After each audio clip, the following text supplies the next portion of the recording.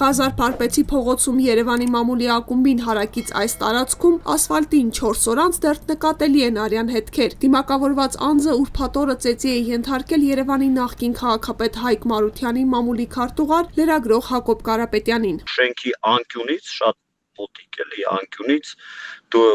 դիմացս արագ քայլերով մեկը դուրս եկավ եւ առանց ինչ-որ բառ ասելու, առանց ինչ-որ հարց պատասխանի, միանգամից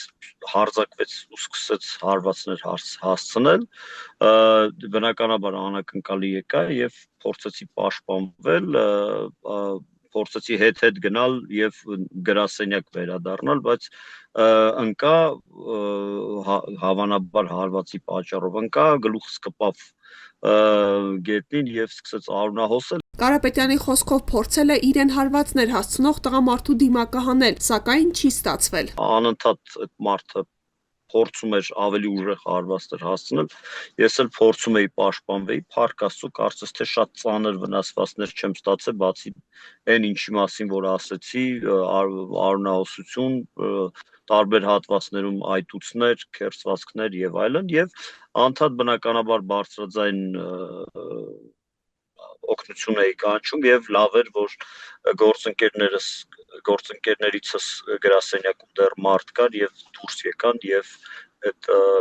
անձը իմ վրա հարձակված լույսը տեսնելով, մարդկանց տեսնելով փախավ։ Թեև այդպես էլ չի կարողացել տեսնել իրեն ծեծողի դեմքը, սակայն վստահ է, այս ամենը կապված է 20 օր առաջ սոցցանցում իր արած մի գրառման հետ։ Ըստ Կարապետյանի, դրանից հետո իր վրա վիրտուալ հարձակում սկսվեց, ինչն էլ ուրբաթ օրը վերածվեց ֆիզիկականի։ Օրեր առաջ գրառում էի կատարել Facebook-ում, որտեղ քննադատել էի քաղաքապետարանի սխալ գործողությունները, ուրեմն հապճեպ գործողությունները եւ կոպիտ վերաբերմունքը քաղաքացիների հետ։ Հակոբ Կարապետյանը օգոստոսի 27-ին գրառում էր կատարել այն մասին, որ Երևանի քաղաքապետարանի տեսուչները ավտոբուսում տուգանել են մի կնոջ, որն իրականում վճարել է իր ուղևորցը։ Գրառման մեջ լրագրողը գրել էր. «Նեղմիտ ու ոչ կոմպետենտ կառավարիչներ ունենալը սա է, կյանքը դարձնում են ամենօրյա պայքար, կոստյում, շալվարով տգետների արտադրած թյուրիմացության դեմ»։ Հենց նույն օրը երեկոյան հայհոյախառն հաղորդագրություններ է ստացել Ավետ Բաբայան անունով օգտատիրոջից։ Սկսեց ինձ գրել անհարգալից վիրավորական արտահայտություններով,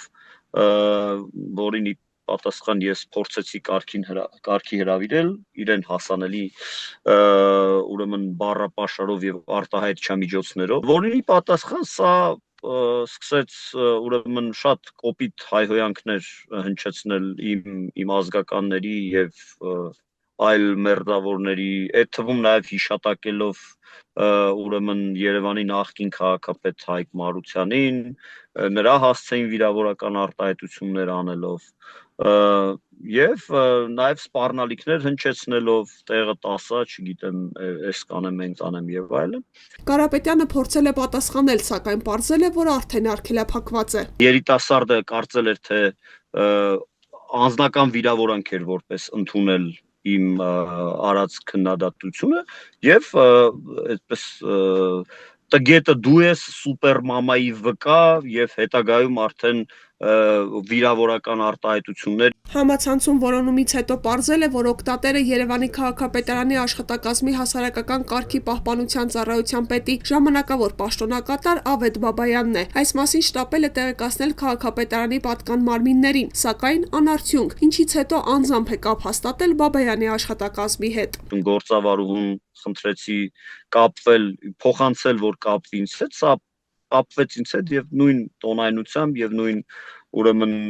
գրեհիկ բառապաշարով շարունակեց։ Հենց այս իրադարձություններին է հաջորդել Կարապետյանի նկատմամբ բռնությունը, ինչի պատճառով լրագրողը վստահ է, սրանք փոխկապակցված են։ Ֆակտոր TV-ի հետ զրույցում Երևանի քաղաքապետարանի աշխատակազմի հասարակական կարգի պահպանության ծառայության պետի ժամանակավոր պաշտոնակատար Ավետ Բաբայանը սակայն հերքում է իր մասնակցությունը որևէ միջադեպի։ Ես դատարկաբանությունների չեմ ուզում ոչ մի տեսակի պատասխանել։ Հիմա մենք ամեն գրառում կատարողին